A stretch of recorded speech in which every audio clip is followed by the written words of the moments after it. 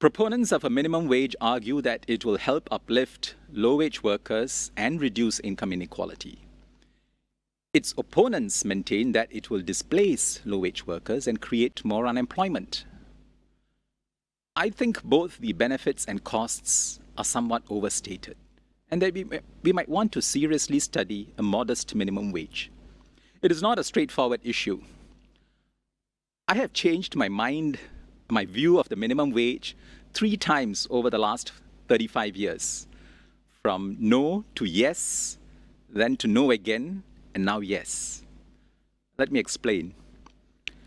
There is now a large body of empirical evidence across countries that finds zero or minimal adverse effects on employment from an increase in the minimum wage. In a recent wide-ranging survey of the empirical literature, the British economist Ravi Menon describes the employment effect of minimum wages as elusive or hard to find.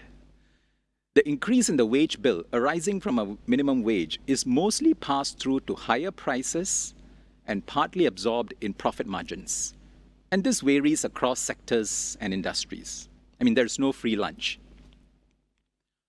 A different way to pose the question might be this. Instead of asking whether we should have a minimum wage, why not ask at what level might we set it at? Years ago, I asked an economist from the Asian Development Bank if a minimum wage was a good idea. And he said, and I quote, "It depends on where you set it." So let us imagine a minimum wage of, say, $1,200 per month. The key question then is, what are the likely effects on wages, employment, and prices in different industries?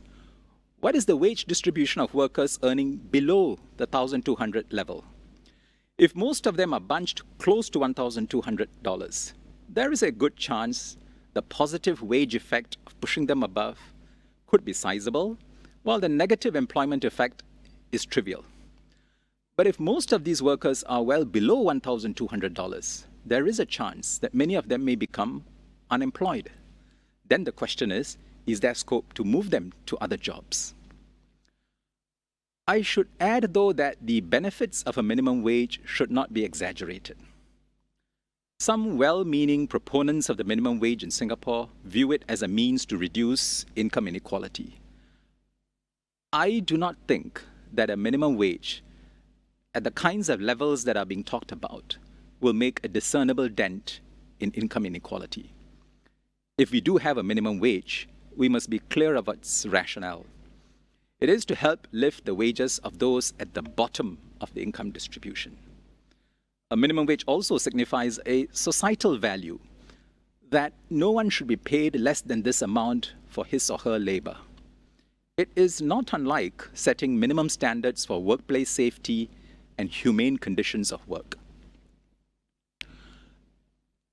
For raising the wage prospects of the majority of our low-wage workers, the sector-based progressive wage model is more effective than a national minimum wage. Why then have a minimum wage? Well, it is not clear whether the progressive wage model can be extended to all occupations below the 30th percentile. How long will it take? And whether it will work as well. The minimum wage and progressive wage need not be alternatives. They could be complements. Now, if a national minimum wage is seen as too big a step, we could more decisively use the local qualifying salary, or LQS, as a de facto minimum wage. This is how it works. Firms that bring in foreign workers are subject to a dependency ratio ceiling, or DRC, that sets a limit on the number of foreign workers they can bring in relative to their resident workers. The DRC in the service sector is 35%. In other words, up to 35% of the firm's total workforce can be foreign workers. Now, the LQS is the minimum wage that must be paid to resident workers so that these resident workers can count towards the firm's total workforce for purposes of computing the number of foreign workers the firm can employ within the DRC, the ceiling. The LQS is currently $1,400. For the last few years, it has been going up by $100 every year. We could continue doing so, or we could even step up the increases.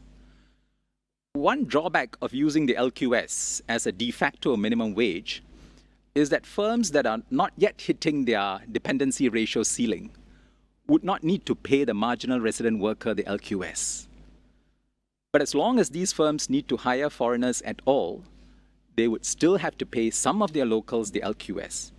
And it would make sense for them to extend this wage to the other locals doing the same job for the sake of parity. For any form of minimum wage to work, we would need to simultaneously raise the price of foreign workers relative to locals. Well, one way to do it is to raise the foreign worker levies. But the levy increase could simply be passed down to the foreign worker in terms of wage reductions, leading to a reduction in labor quality. So these are not straightforward issues. They need careful study.